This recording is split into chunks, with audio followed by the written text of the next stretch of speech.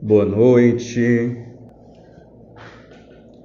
Boa noite a todos, aos que já estão acompanhando, aguardando chegar mais colegas aqui para acompanhar a live. A live agora diz respeito a uma série de lives sobre direito penal econômico. Tivemos a primeira live com a doutora Heloísa Estelita. Agora teremos a segunda e ele já está aqui, o professor doutor Guilherme Brenner Lucchesi. Vou estar convidando aqui para participar da live, só um momento.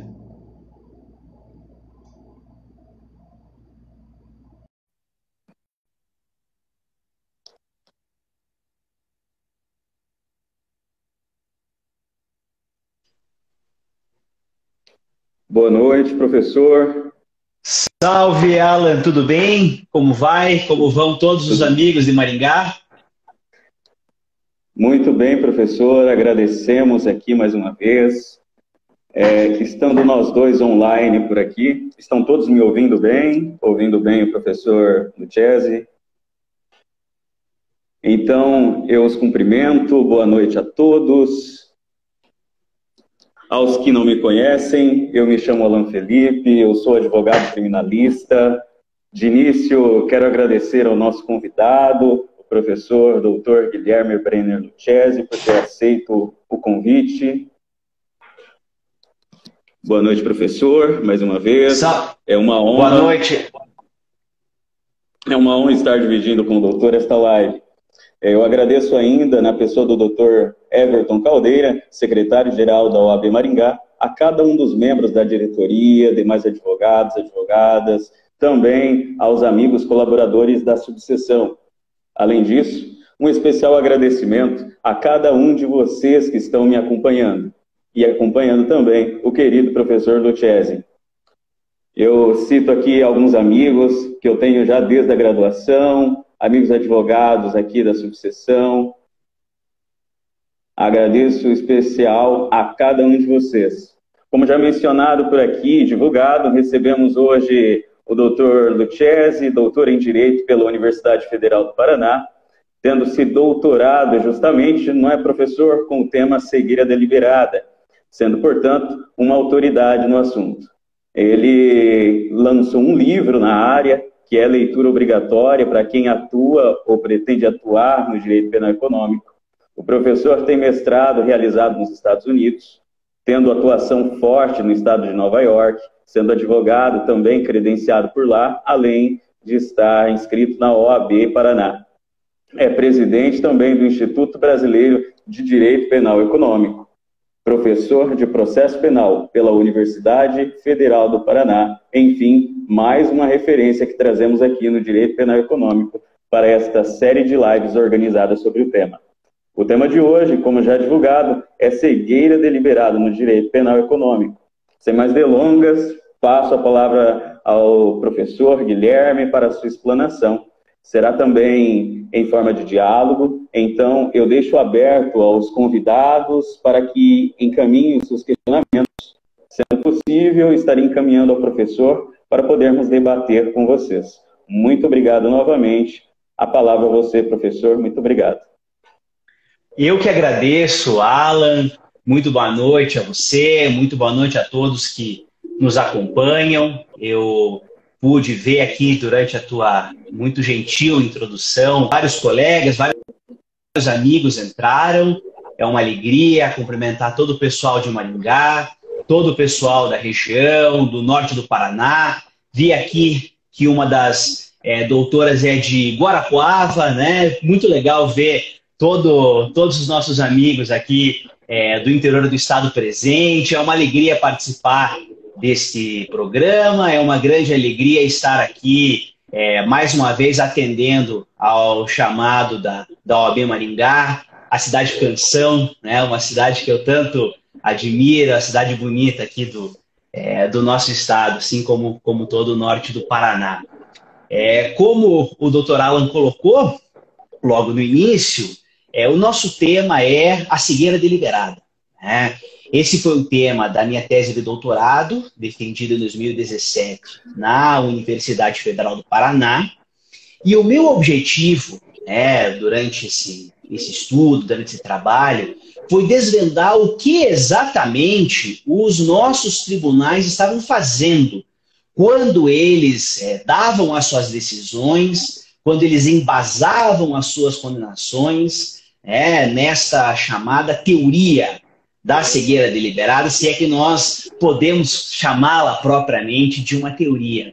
E aquilo sempre me incomodou muito. Eu tenho acompanhado o desenvolvimento desse tema desde 2007, então antes mesmo de eu fazer o mestrado, já estava no meu radar essa questão relativa à cegueira deliberada. Eu pude acompanhar, na época, eu ainda estava na graduação, mas eu pude acompanhar, trabalhava com um professor de Direito Penal aqui de Curitiba, o professor Rodrigo Sanches Rios, que estava muito atento à decisão dada pela Justiça Federal de Fortaleza a respeito do julgamento do assalto ao Banco Central. Agradecer aqui o comentário ao amigo grande Antônio Medeiros. Agradeço aí a tua sempre gentil participação aqui nos nossos encontros, Medeiros. Um abraço. Então, a gente analisou esse julgamento do caso do assalto ao Banco Central em Fortaleza e viu que houve o reconhecimento de dolo eventual numa situação de lavagem de dinheiro. O caso do assalto ao Banco Central, eu imagino que todos vocês conheçam, ainda aqueles de vocês que talvez fossem um pouco novos lá em 2005, foi um caso que ganhou a mídia mundial porque foi um dos maiores assaltos a banco praticados na história, não do Brasil, do mundo. Foram subtraídos mais de 160 milhões de reais em notas de 50, sem que uma única arma tivesse que ser disparada. Esse dinheiro foi dividido entre os coautores e partícipes daquele furto, e uma parte daquele dinheiro, cerca de 980 mil reais, foi utilizada para comprar veículos. 11 carros foram comprados num sábado. O assalto, o furto ao banco aconteceu numa noite de sexta, só foi descoberto na segunda, quando abriram a Casa Forte, e no sábado foram pagos 980 mil reais em espécie. Notas de 50 reais foram deixados em um saco de ráfia dentro do escritório da concessionária, e os vendedores daqueles carros, os proprietários da concessionária, foram acusados de lavagem de dinheiro. O juiz federal da Vara Federal de Fortaleza condenou os dois por lavagem, entendendo que eles converteram em ativos lícitos recursos que haviam advindo da prática de crime. E essa é uma decisão que, sob o aspecto da lei de lavagem, é muito complicada, porque nós ainda falávamos na existência de crimes antecedentes típicos e bem definidos, a dissertação do professor Pitombo na USP, a tipicidade do crime antecedente na lavagem é muito importante aqui nesse ponto. E nós não tínhamos uma daquelas condutas que era definida como crime antecedente na lavagem. Era um furto qualificado cometido contra uma unidade aí da União Federal. Porém, não era um crime contra o sistema financeiro, não era nada do gênero. Tá? Então, houve a condenação por lavagem e o magistrado compreendeu naquela época que, ainda que fosse impossível, ele reconheceu isso, ainda que fosse impossível que os proprietários da concessionária soubessem que aquele dinheiro pago tinha advindo do furto ao Banco Central de Fortaleza, porque eles sequer sabiam que o furto tinha acontecido, entendeu que pela maneira esquisita em que o pagamento foi feito, eles deveriam, no mínimo, ter desconfiado da procedência criminosa e deveriam ter se abstido de realizar aquela negociação. E, portanto, condenou eles a penas bastante altas nos termos da lei de lavagem de dinheiro.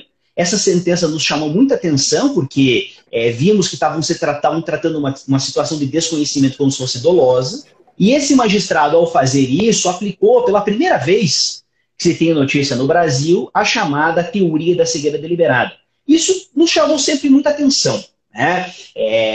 Muito se dizia que a cegueira deliberada tinha como origem o sistema jurídico norte-americano, e naquela época eu ainda não tinha tido a oportunidade de estudar nos Estados Unidos, mas sabia das diferenças que havia entre o nosso sistema e o deles. né? Sabia que nós trabalhávamos com categorias que eram muito próprias a nós, muito próprias à nossa tradição jurídica, e estava se trazendo uma questão de fora, né? Fazendo uma circulação de modelos aqui que não atendia muito bem à lógica do nosso direito, e vimos, pô, precisamos estudar essa história de willful blindness. O que é isso? Né? E o que isso permitiria que a gente identificasse dolo eventual para uma conduta criminosa ocorrida no Brasil.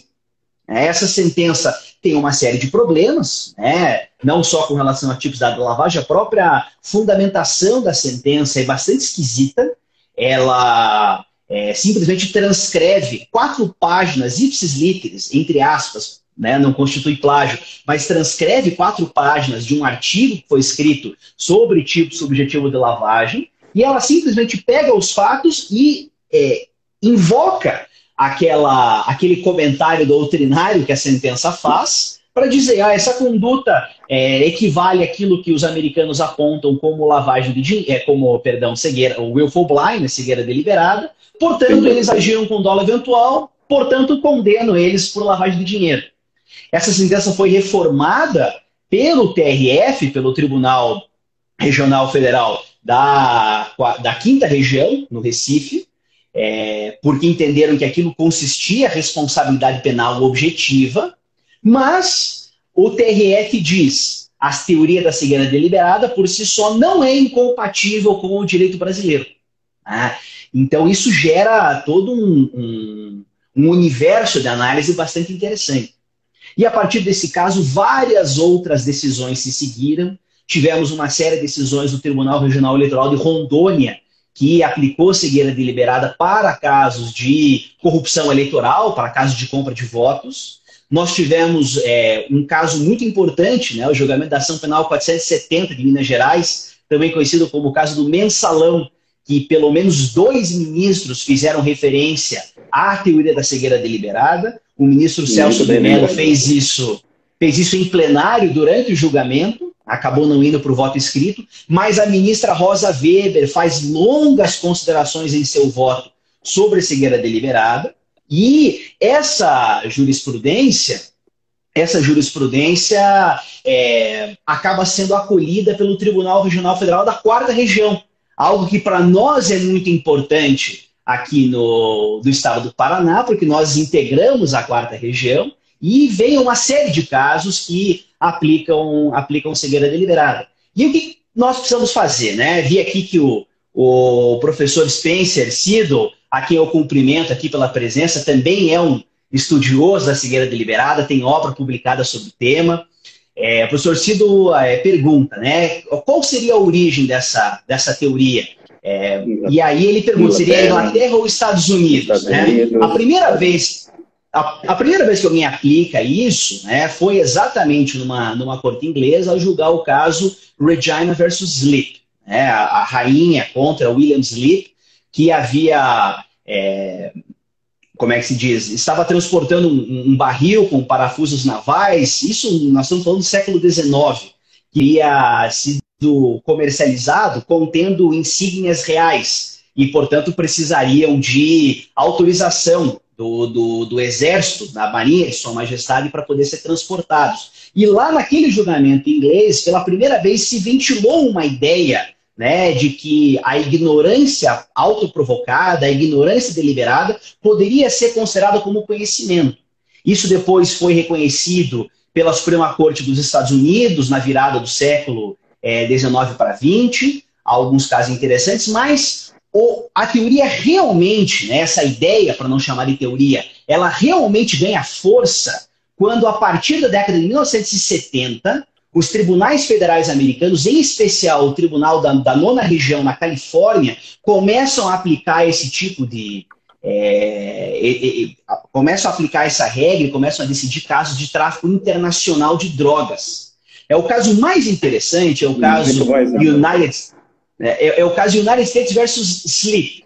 O que aconteceu nesse caso? Você tinha 2 amigos que moravam ali na região de San Diego, no sul da Califórnia. Eles atravessaram a fronteira para o México, foram até o México, estavam num bar bebendo, aí eles foram abordados por um sujeito que num primeiro momento eles dizem que tentou vender droga para eles. E eles disseram que não queriam droga, dali a um tempo o sujeito volta e diz, olha, eu estou vendo aqui que vocês estão em dois, eu tenho um carro aqui que eu gostaria que vocês levassem de volta para os Estados Unidos. E ele ofereceu $1.000 para eles pegarem o carro. Isso nós estamos falando de 1973, então $1.000 era bastante dinheiro, né? Ainda mais dinheiro do que hoje. Peguem esse carro, levem de volta para San Diego, larguem no endereço tal, com as chaves e os documentos no porta-malas, e alguém vai buscar o carro. Eles acharam tudo aquilo muito esquisito, né? Tanto que eles foram lá, fizeram uma pequena revista no carro, abriram o porta-luvas, olharam debaixo do banco, abriram o porta-malas, não encontraram nada a princípio, né? O réu depois diz que dentro do porta-malas ele viu que tinha uma tampa, né? Normalmente é onde a gente guarda o step. Ele falou, eu vi que tinha uma tampa, não abri a tampa, eu me dei por satisfeito com aquela revista que eu fiz e achou que ninguém fosse olhar mais do que aquilo. Ledo engano. A hora que ele estava atravessando a fronteira do México de volta para os Estados Unidos, ele foi preso com diversos quilos de maconha e foi processado por tráfico internacional de drogas. E aí que o caso se torna interessante. Ele diz, eu não sabia que eu estava transportando droga. E o crime de tráfico de drogas nos Estados Unidos, ele exige como elemento essencial que você tenha conhecimento, né, que você sabidamente transporte substâncias que a lei caracteriza como drogas. Ele falou, eu não sabia. Vai a julgamento pelo júri, um júri federal, porque lá existe uma garantia de que haja julgamento pelo tribunal do júri, e o juiz, antes dos jurados se retirarem para a votação, o juiz dá uma instrução para os jurados. Lá existe uma separação muito clara entre quem é o jogador de fato, quem é o jogador de direito, e o juiz dá uma orientação antes dos jurados decidirem para que eles possam conhecer, qual é a norma jurídica que deve ser aplicada. E ele diz, olha, o crime da lavagem de dinheiro exige conhecimento. O sujeito deve saber que está transportando drogas. Contudo, se vocês compreenderem que ele não sabia porque ele quis não saber, para depois ele poder alegar que ele não sabia, vocês podem aí compreender que ele agiu como se ele soubesse. E aí vocês podem interpretar que ele sabia que estava transportando drogas. A defesa sim surgiu contra essa instrução, mas ela foi aplicada, os jurados votaram e decidiram que ele deveria ser condenado por tráfico internacional de drogas. Ele recorreu e o Tribunal da Califórnia disse, não, essa instrução é válida, nós temos uma regra aqui na nossa legislação, e mesmo que não tivesse, isso vem de precedentes muito antigos do século XIX do direito inglês, vem de algo bastante enraizado na nossa tradição jurídica na Suprema Corte, e, portanto, essa instrução é válida. Vocês podem entender que se ele age de modo a se manter deliberadamente em estado de ignorância, vocês podem inferir que ele agiu como se ele tivesse conhecimento. Eu não anotei quem me perguntou, deixa eu puxar aqui. Professor, o Dr. Tylon aqui também, ele pergunta, a jurisprudência admite qual espécie de presunção? Isso, eu estava puxando exatamente a pergunta do Dr. Tylon. Deixa eu tentando acompanhar aqui. É meio complicado para quem está desse lado aqui. É meio complicado acompanhar os questionamentos.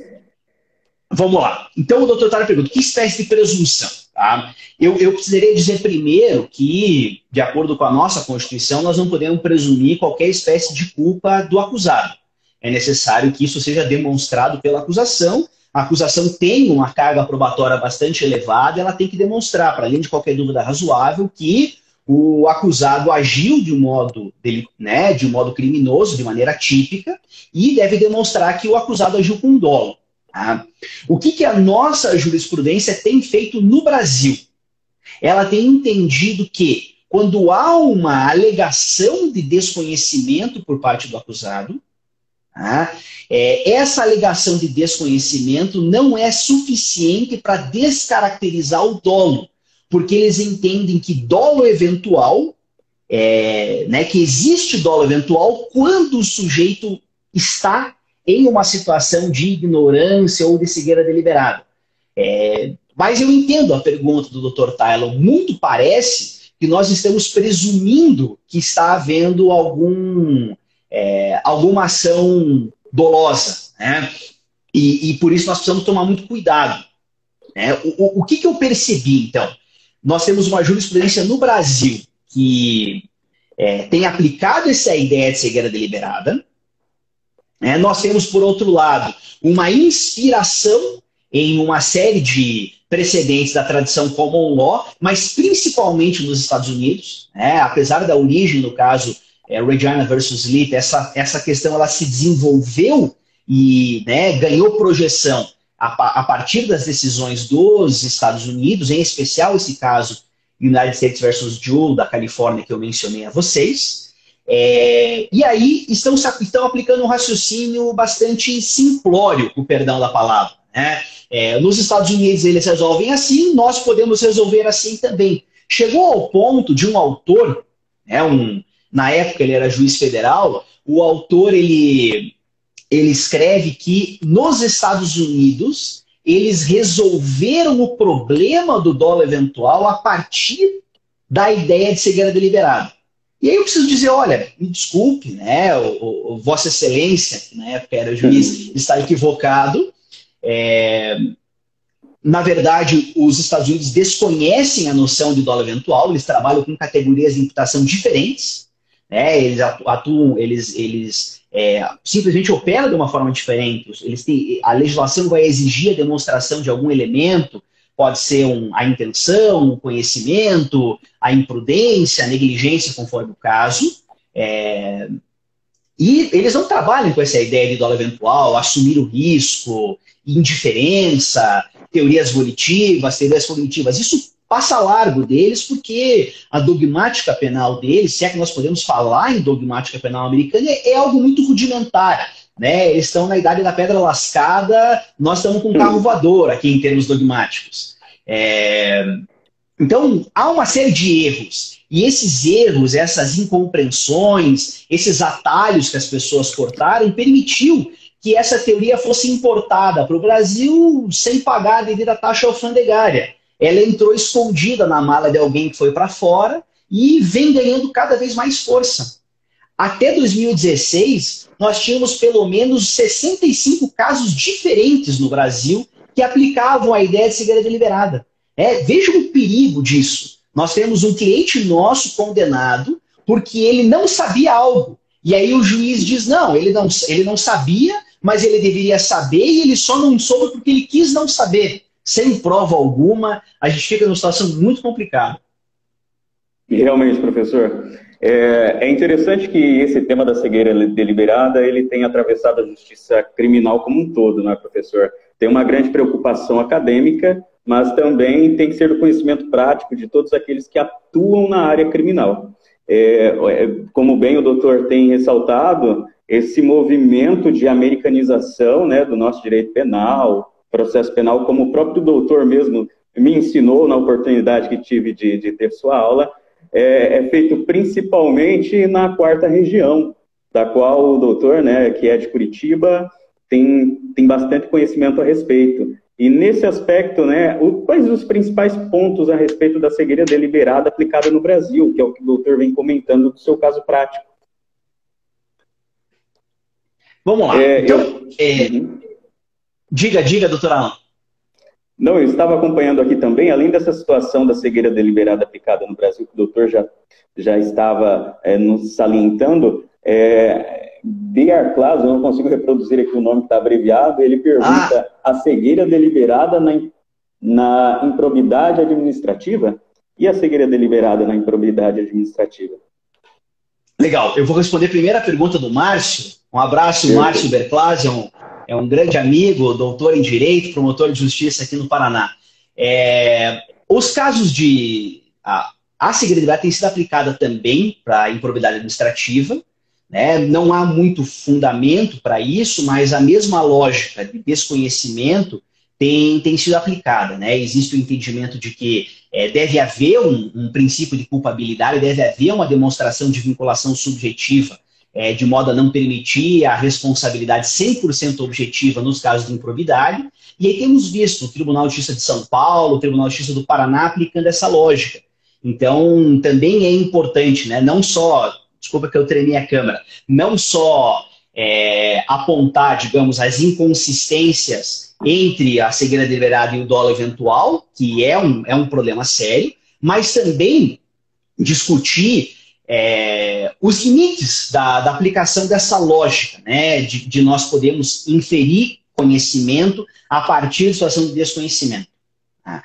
Mas você tinha me perguntado, Alan, sobre os elementos. E o mais interessante é que, como a cegueira deliberada não é uma teoria que foi desenvolvida no seio da doutrina brasileira, e aqui um parênteses, né? Eu vi que o professor Sido, ele me fez uma provocação aqui com relação à ideia de pedra lascada. Eu não acho que a lógica de cegueira deliberada nos Estados Unidos seja indicativo deles viverem na idade da pedra lascada. A dogmática penal, se é que eles têm uma dogmática penal, que é algo muito rudimentar, né? Eles ainda se referem aos modos de imputação subjetiva como culpability, né? Como culpabilidade, porque pararam de ler os alemães na década de 60.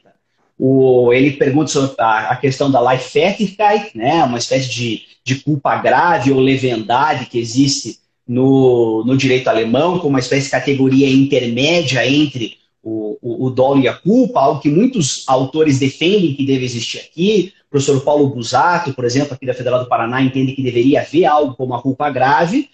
Não vejo isso como um problema, embora eu, particularmente, tendo a adotar uma teoria mais binária, né, de dolo e culpa, como defendida pelo professor Luiz Greco. Mas o fato de não haver uma teoria, de simplesmente pegar uma lógica e trazer para o Brasil, isso vem importado pela jurisprudência, faz com que ninguém tenha parado para pensar exatamente, ou poucos tenham parado para pensar, e normalmente fazendo isso ex post facto, né, depois que a decisão já está dada, buscar identificar quais seriam os elementos, quais seriam os critérios para aplicar a cegueira deliberada. Eu vejo que a primeira decisão relevante que a gente tem que, de fato, se preocupou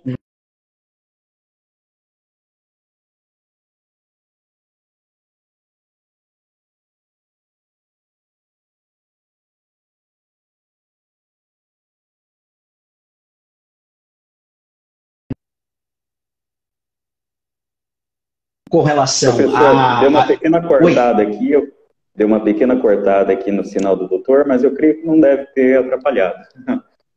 Tá, deixa eu... Eu estava falando sobre os critérios, né? Poucos se preocupam em dar critérios. A ministra Rosa Weber foi uma das poucas que teve o cuidado de fazer isso, e ela identifica que, para que haja cegueira deliberada, o autor deve ter, primeiro, ciência da elevada probabilidade que ele está cometendo um crime, trazendo isso para o direito penal econômico, para lavagem de dinheiro. Né? Deve haver ciência da elevada probabilidade que ele está tratando com bens, direitos ou valores que tenham origem criminosa. Esse é um primeiro ponto. Segundo lugar, o autor deve agir com indiferença com relação a esse conhecimento. E essa questão da indiferença é algo importante. Eu vou resgatar isso depois quando eu for falar sobre dolo. E, em terceiro lugar, ele deve, de fato, praticar alguma conduta típica, né? Ele deve ter a possibilidade de confirmar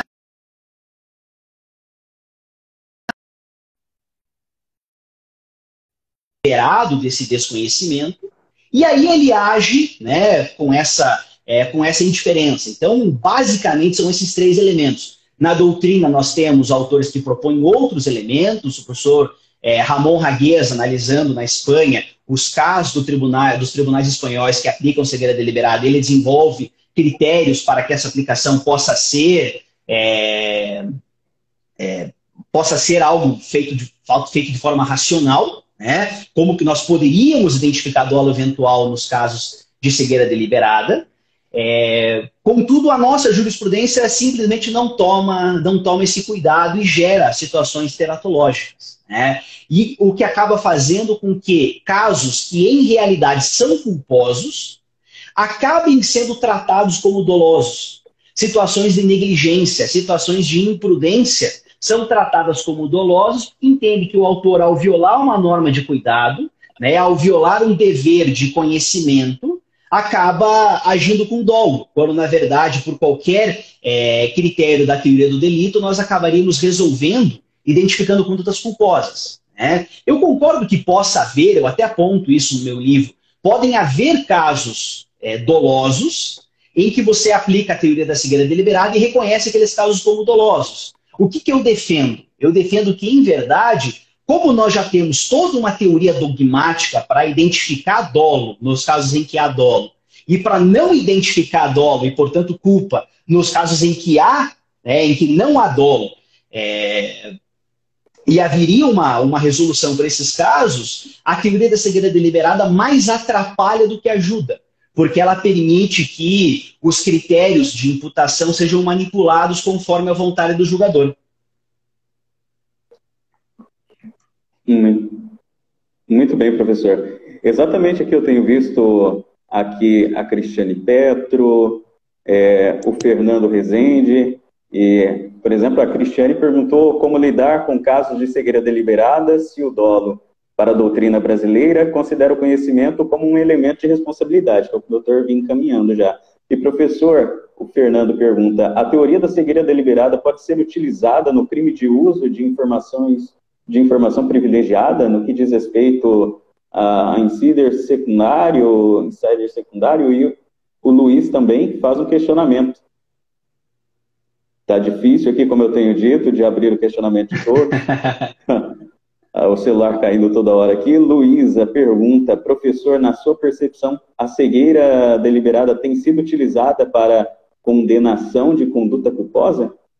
Em quais crimes e contextos isso pode ocorrer? Vamos lá, vamos pela ordem. Primeiro a pergunta da Cristiane. Né? Concordo 100%, Cristiane. Muita gente costuma ter um apego excessivo ao artigo 18 do Código Penal quando ele define dolo. Né? Existe dolo quando a gente quis o resultado, muita gente identifica isso como dolo direto, ou quando a gente assumiu o risco de produzir o resultado, dolo eventual. Um dos problemas dessa fórmula é que ela é semanticamente vaga. Né? Assumir o risco de produzir o resultado diz muito pouco. Né? Há diversos casos, por exemplo, de culpa consciente, que nós poderíamos dizer que o autor, consciente do risco que ele estava criando, consciente que ele estava violando uma norma objetiva de cuidado, criou um risco não permitido, e aí, quando ele provoca a lesão do bem jurídico, dá para dizer que ele assumiu o risco, mas isso não significa que sua conduta seja necessariamente culposa. Né? É um problema da maior parte das teorias volitivas do dolo. Muita gente ainda está presa naquela fórmula do Nelson Hungria, para quem haveria dolo eventual quando o autor age com consentimento com relação ao resultado. Daí que vem, né, daí que surgem alguns textos, em especial na decisão da Rosa Weber, que eu mencionei há pouco, a indiferença como elemento da cegueira deliberada. Né? A origem disso é muito curiosa. Numa nota de rodapé, né, de um dos primeiros autores que analisa cegueira deliberada no Brasil, ele traduz, né, a expressão awareness of a high probability, né, traduzindo para o português seria ciência de uma elevada probabilidade. Awareness é você representar algo como possível, você está ciente que aquilo está presente. Ele traduz awareness como indiferença quanto à elevada probabilidade. Independentemente do dicionário que vocês forem consultar, awareness não se traduz como indiferença nunca. Me parece que essa foi uma tradução forçada para já indicar, né, como uma espécie de atalho, a existência de dolo eventual quando houver alguma atuação com desconhecimento. Né? E isso revela, na verdade, um grande desconhecimento sobre a atual teoria do delito. Faz muito tempo já que nós temos apresentado alternativas a essas teorias volitivas, né? Teorias como do consentimento, teorias como da indiferença. As teorias hoje mais aceitas na Alemanha são teorias cognitivas, né? Teorias que estão ligadas à representação. Né? O exemplo mais tradicional, ainda que não seja o mais atual, mas o que ilustra muito bem esse ponto é o famoso exemplo do atirador do penalista Lachmann. Né? O que ele conta lá naquele caso?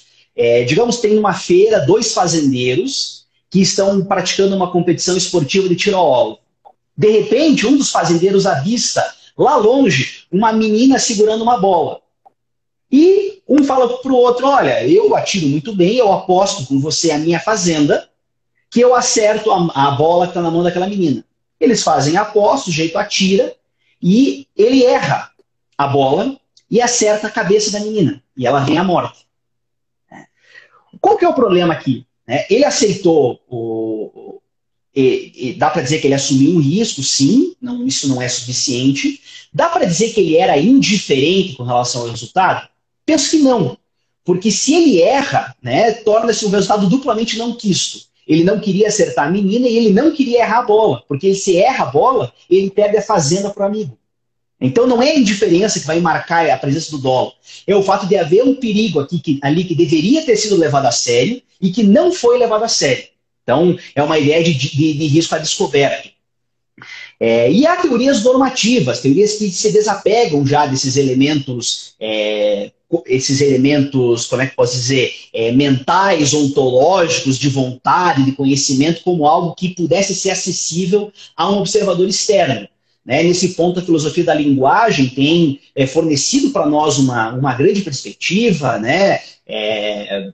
escritos como do professor Rodrigo Cabral, professor José Carlos Porciúncula, e obras aqui mais recentes, do Wagner Marteletto, do Eduardo Viana, sobre dolo no Brasil. Acho que a gente tem tido um grande avanço nesses termos. Tá? Então, o que a gente aponta? Essa ideia de assumir o risco do artigo 18, voltando à pergunta da Cristiane, não é suficiente para resolver esses casos. O que a gente precisa fazer? Tem que olhar para o Código Penal como um todo. E aí, a gente olhando para o artigo 20, o que a gente percebe? Que o erro, quanto à situação de fato, portanto, um conhecimento deformado sobre os fatos, um conhecimento incompleto, portanto, um desconhecimento sobre fatos relevantes, exclui o dolo, configura erro de tipo. E aí ele vai permitir a punição culposa quando o tipo penal admitir punição culposa, parágrafo único do artigo 18. Então, o que nós vamos ter? Nós vamos ter o conhecimento como um elemento que caracteriza o dolo, em alguns casos, e quando ausente o conhecimento, há a exclusão do dolo. Isso é um problema sério para a importação de cegueira deliberada no Brasil. A Espanha tem adotado cegueira deliberada, os estudos lá, nesse ponto, estão um pouco mais adiantados, mas nesse ponto nós temos uma diferença clara. Nós temos uma definição legal de dolo no nosso Código Penal que a Espanha não tem. Então a gente precisa se conformar às regras que nós temos aqui. Então concordo 100% com a Cristiane. Com relação à pergunta do Fernando, se caberia cegueira deliberada no crime de insider trading, artigo 27D da Lei de Mercado de Capitais, trazido aqui para o Brasil como o crime de uso indevido de informação privilegiada. Penso que admite responsabilidade por conhecimento potencial. O crime fala utilizar no mercado de valores informação privilegiada sobre a qual tenha o dever de guardar sigilo. Então, lógico que sendo a informação privilegiada um elemento desse crime, é necessário que ele tenha conhecimento de que ele está em posse de uma informação e que ela é privilegiada. Agora, eventualmente, se nós tivermos uma situação de conhecimento incompleto, você recebe uma dica de um amigo e não sabe que aquela informação é privilegiada, por exemplo, poderia se argumentar que você deveria saber. E isso gera um problema muito grande para nós. A expressão dever saber, ela tem sido tratada como equivalente do dolo eventual, mas ela não é equivalente ao dolo eventual. O conhecimento potencial, na verdade, ele é uma permissão legislativa que nós temos em alguns tipos penais, mas não em todos. Aquela ideia de sabe ou deveria saber, que permite a punição dolosa do conhecimento potencial. Mas a maior parte dos crimes não tem esse dever de informação, não tem essa ideia de conhecimento potencial. Então, ainda que eu reconheça o risco, né, com relação ao insider secundário buscar ser responsabilizado como cegueira deliberada, penso que ele possua uma defesa dogmática que é bastante relevante. Tá? Aí, dando sequência à pergunta aqui da Luísa, nossa amiga de Porto Alegre. Tudo bem, Luísa? Eu acho que eu respondi em parte a tua pergunta, né? A minha tese principal, o que eu defendi como argumento central da minha tese, era de que a cegueira deliberada estaria servindo no Brasil para punir condutas culposas como se dolosas fossem. Eu acredito que há situações dolosas, né? Eu até aponto isso é um dos grupos dos casos que eu aponto no capítulo final do meu livro. Existem casos em que a cegueira deliberada ela não é relevante porque haveria situações dolosas que seriam tratadas como dolosas e você não precisa de cegueira deliberada para alcançá-las, mas há, contudo, situações culposas que são equivocadamente tratadas como dolosas. E aí você acaba expandindo o âmbito de incidência do direito penal. Eu vejo isso como algo bastante perigoso. Temos aqui também, doutor, justamente o doutor acabou respondendo, né, a Patrini, isso, Patrini Reis pergunta, entendi como uma vontade, né, consciência de manter-se alheio a uma realidade com a pretensão de tirar proveito dela. E o Thomas, justamente, ele pergunta, a teoria da cegueira deliberada seria, então, uma vontade, consciência sobre uma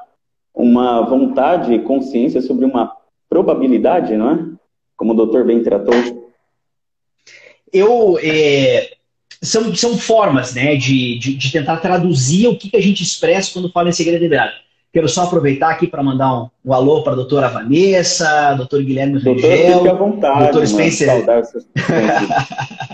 Doutor Spencer Siddle aqui. Eu tô com o chat travado para poder ler as perguntas, acabo não vendo os alôs que todo mundo manda. Mas respondendo aqui, né, ao Thomas e a Patrini. A ideia, né, que permitiu que essas condutas fossem punidas nos Estados Unidos é exatamente essa. O sujeito quer se manter em estado de ignorância, estado de desconhecimento, porque ele quer tirar proveito daquele estado de desconhecimento. Né? Ou, para sintetizar na expressão do professor Ramon Raguez, melhor não saber.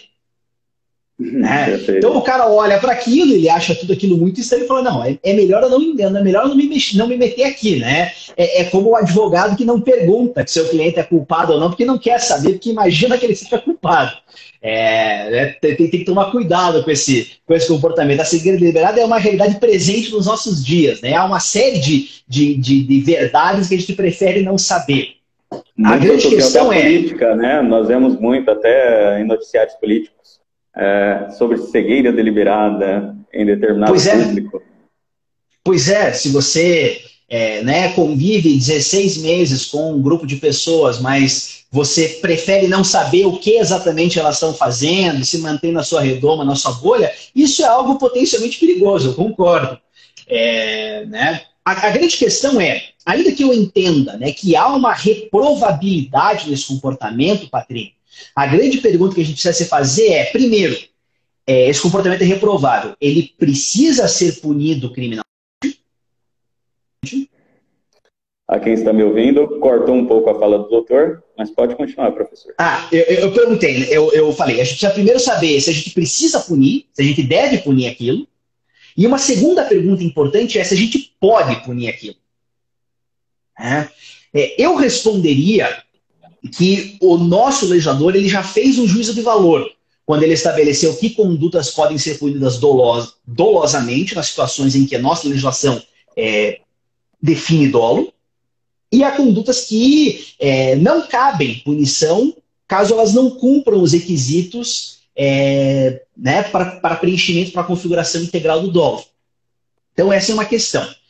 Agora, a questão é se a gente pode punir. Eu entendo que se nós temos um conceito legal de dolo que exige o conhecimento como elemento essencial, nós não podemos tratar esse desconhecimento como se conhecimento fosse, né? Ainda que o Thomas coloque aqui, né, a segredariedade seria uma vontade de consciência sobre uma probabilidade. Penso que, reduzindo em miúdos, poderíamos tratar assim: o sujeito tem uma consciência potencial, né? E aí a gente tem que fazer uma pergunta. Tá? Vamos lá. O teu cliente, minutos antes de ser preso, ele te entrega uma mala e fala: doutor, eu preciso que você leve essa mala para o meu sócio.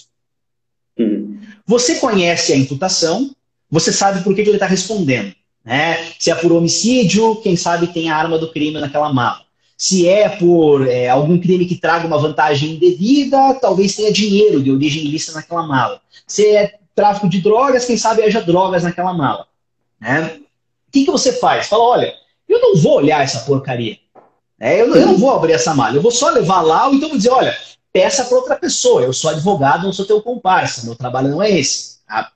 O fato é o seguinte: se você não quer saber algo, possivelmente você já sabe o que é que você não quer saber.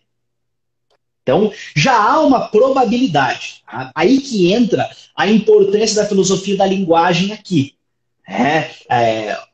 Conhecimento não é equivalente à verificação empírica. Eu não preciso abrir uma caixa que está fazendo tic-tac para imaginar com alguma probabilidade bastante segura que dentro daquela caixa tem uma bomba. Porque as pessoas não colocam despertadores em caixas. Né?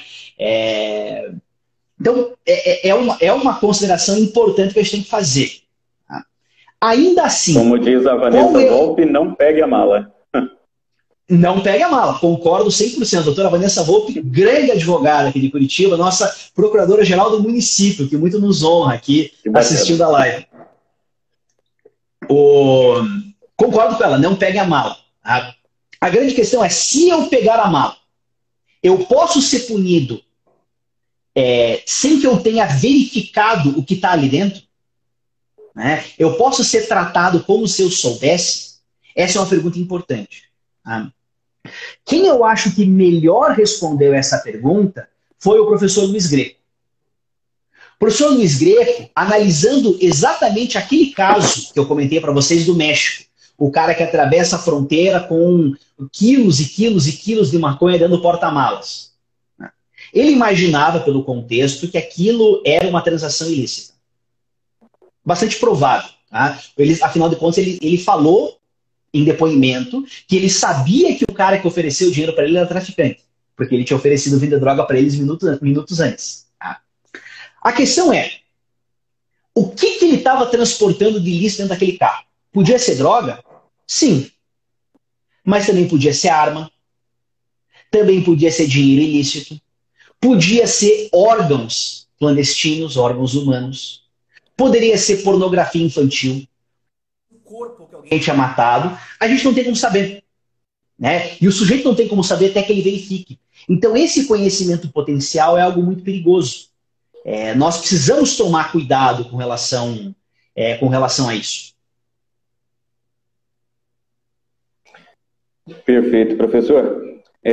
Então, como eu tenho dito no começo, e eu sempre lembro que são questões que eu aprendi com o doutor, são discussões, preocupações acadêmicas, mas, sobretudo, nós, profissionais, advogados, advogadas, temos que ter um conhecimento prático, porque é indispensável entendermos justamente a questão da segredo deliberado tem sido já aplicada aqui no Brasil. É importante também, pelo pouco tempo que nós temos o tempo de 1 hora, temos aqui 50 minutos já. Professor, interessante, para quem quiser aprofundar um pouco mais do estudo, além do livro do doutor, é evidente acompanhar os artigos do doutor Lucchesi, o doutor, né, é autor do livro que foi, no caso, a tese dele, Punindo a Culpa como Dolo, o uso da cegueira deliberada no Brasil. E, como tenho dito, é uma autoridade no assunto, uma referência. E estivemos aqui, professor, na live anterior, justamente sobre direito penal econômico com a doutora Heloísa Estelita, a qual passou votos, né, de grande estima ao doutor, e tratamos com ela sobre a responsabilidade, né, penal econômica. E, diante disso, a teoria da cegueira deliberada, com relação a essa situação, como o doutor bem explicou, de quando acontece o delito, como fazer esse diferencial, né, da análise do dolo eventual para a cegueira deliberada. Como que as pessoas, os advogados, podem perceber isso? Uhum. Tá. Vamos responder por partes aqui. Primeiro, agradecer o Pedro Gabriel, foi meu aluno do IBCCRIM, a gente falou sobre esse tema. Você me perguntou sobre livros, né? Aproveitar e fazer um pequeno merchan. Tem o meu livro, Punindo a Culpa como Dolo, Usa a Cegueira Deliberada no Brasil, publicado pela editora Marcial Pons. E até a professora Heloísa Estelita, grande amiga, uma pessoa por quem eu tenho enorme admiração, estava presente, foi uma das minhas avaliadoras na banca de doutorado, e ela que me sugeriu o título. Eu tinha um título que era pior, eu tinha um título mais fraco, e ela falou, não, corta uma palavra aqui, muda de outro jeito, a Elo é brilhante. Então, agradeço a ela, um grande abraço. Mas o meu livro não é o único, né? Estava nos acompanhando aqui o professor Spencer Siddle, né? Como pode ver, eu estudei de maneira profunda o livro dele, publicado um ano antes que o meu. Publicado um ano antes que o meu pela editora de Plástico. Nós não concordamos sobre muitos temas, mas tem sido um grande interlocutor. Uma das obras mais tradicionais, La Ignorância Deliberada em Direito Penal, que eu tenho mencionado o professor Ramon Raguez e Valles, professor na Espanha, professor em Barcelona, na Pompeu Fabra. E nós temos, né, como uma interlocução entre o meu tema e o da Elo, a Elo fala de responsabilidade penal de dirigentes empresariais. Né? Tem um livro publicado pela editora Marcial Pons também. A gente brinca que o meu livro, o livro dela, se encontraram e deram fruto a um outro texto que foi publicado. Perdi, que não está aqui. Eu achei que eu tinha pego o livro certo, mas não peguei. O outro livro publicado pela editora Marcial Pons, que fala, uma dissertação de mestrado da UFMG, do Lucas Pardini, que fala sobre a responsabilidade penal do dirigente empresarial em cegueira deliberada. Eu achei que eu estava pegando o livro certo aqui para mostrar para vocês. E o que eu considero? Eu acho que esse, eu não consigo imaginar uma teoria...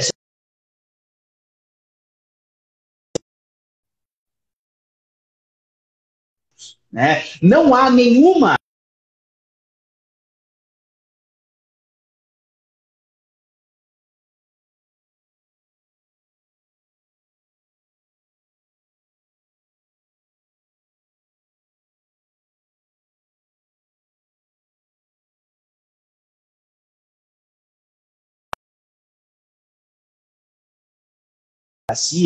eu tenho visto que há uma série de casos que conjugam três teorias muito perigosas.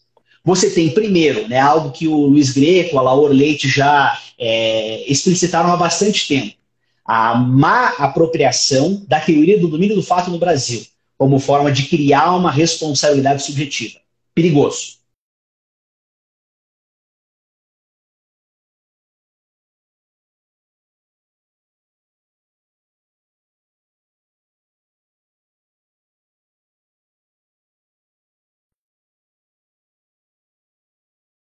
Não preciso nem provar que ele sabia o que estava sendo feito.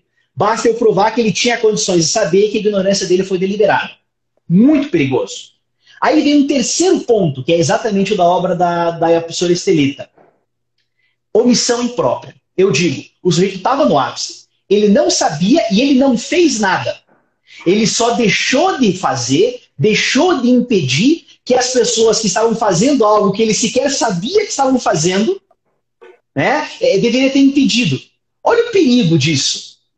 A gente vai somando um escalonamento de situações que vão permitindo que a gente puna qualquer um.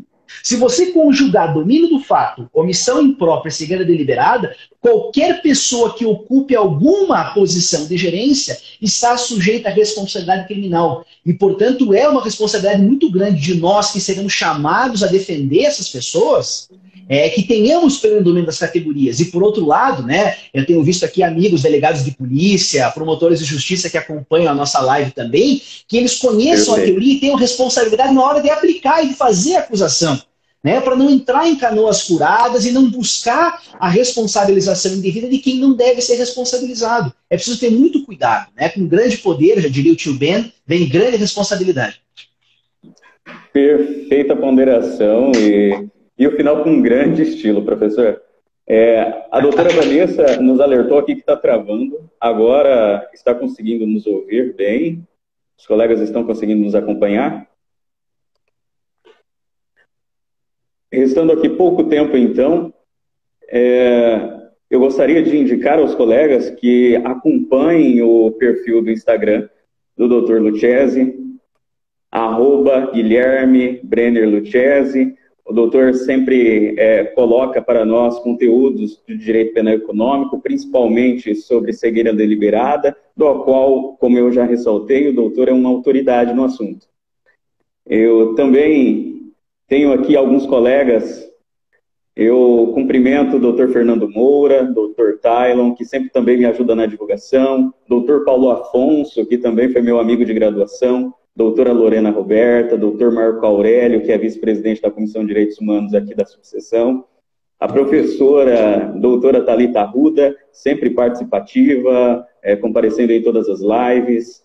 E menciono também o cumprimento ao doutor Marcelo Jacomossi, que ele teve a iniciativa de um portal jurídico, chama-se Portal Jurídico MPJus, do qual eu integro como colaborador, além de demais outros advogados, como o professor Pardal, e diversos outros profissionais de todas as áreas do direito. Eu até indico que os doutores acompanhem o portal MPJus, é um portal com conteúdo de qualidade, gratuito. Sigam também o meu perfil no Instagram, é @adv.alanfelipe. E eu novamente agradeço ao doutor por ter aceito esse convite. É uma honra estar ao lado de uma referência para nós aqui, que aprendemos muito e temos também buscado, como tenho dito, entender que a cegueira deliberada ela é algo que não deve ficar só nas discussões acadêmicas. É algo que tem sido de conhecimento prático e deve ser, aliás, de conhecimento prático de todos os operadores de direito na área criminal. Agradeço novamente ao Dr. Everton Caldeira, que contribuiu para a realização desta live. Muito obrigado a cada um dos amigos. Deixo a palavra, então, ao Dr. Guilherme Lucchesi para fazer as suas ponderações e seus agradecimentos. Muito obrigado, doutor. Obrigado, doutor Alan. Queria mais uma vez agradecer você pelo convite muito gentil que me foi feito para participar desse espaço. É sempre uma alegria, né? Infelizmente não deu para estar pessoalmente em Maringá. Poder correr no Parque de Ingá, comer uma esfirra, tomar uma cerveja na cervejaria Araucária. Assim que passar a pandemia, podemos contar com o doutor por aqui. Será muito bem recebido. Sensacional. E agradecer a todos vocês que aqui numa quarta-feira à noite estão nos assistindo, nos acompanhando, contribuindo para o debate com perguntas. Foi uma alegria rever vários amigos, reencontrar várias pessoas. Eu peço desculpas se eu não consegui cumprimentar pessoalmente, nominalmente a todos, nem responder a todas as perguntas, mas fiquei muito feliz com a participação de todos vocês. Muito, muito obrigado pelo convite, parabéns pela excelente iniciativa da UAB Maringá e contem sempre comigo. Um grande abraço. Muito obrigado mais uma vez, professor. Obrigado a Karen Cristiane, que está aqui nos acompanhando, aos demais colegas que não foram nominados, aos colegas também da OAB Subseção Nova Esperança, aos colegas de Curitiba. Nosso muito obrigado, doutor. É sempre uma honra aqui dividir essa live com o doutor. Espero nos encontrarmos aí sobre os debates jurídicos brevemente. Agradeço. Honra minha, meu caro. Um abraço. Até mais. Até, doutor. Agradeço.